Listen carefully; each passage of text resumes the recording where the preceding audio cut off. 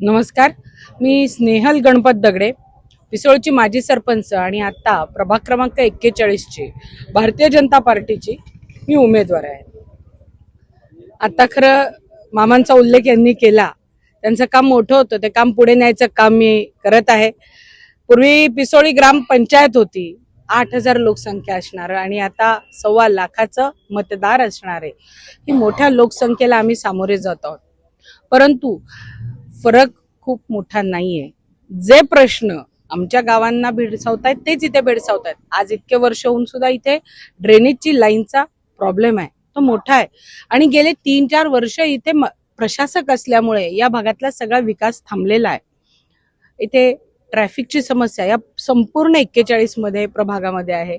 आमच्या इथे पाण्याची आहे, ट्रॅफिक, पाणी, ड्रेनेज, अन्न वस्त्र निवाऱ्यासारखं मी नेहमी म्हणते की ट्रॅफिक सुद्धा आता आमच्यासाठी महत्त्वाचा प्रश्न झालेला आहे। तर याच्यावरती आम्ही भारतीय जनता पार्टीचे 4ही उमेदवार काम करणार आहोत। जेव्हा पुणे महानगरपालिकेत आम्ही जाणार तेव्हा बुलंद आवाज घेऊन जाणार की आमच्या प्रभागाचा विकास हाच आमचा एकमेव ध्येय आहे।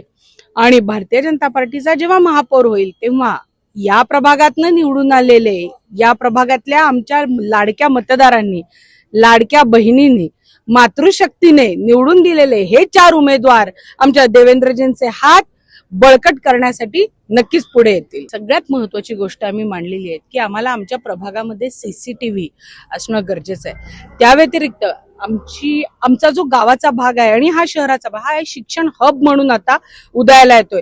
अशा वेळेस ज्या स्कूल बस आहेत त्या स्कूल बसमध्ये सीसीटीव्ही कॅमेरे असणं, जीपीएस सिस्टीम असणं, त्याची कनेक्टिव्हिटी ही पोलीस स्टेशन पर्यंत असणं, शाळेमध्ये असणं, अशी विविध कामे आम्ही करत आहोत।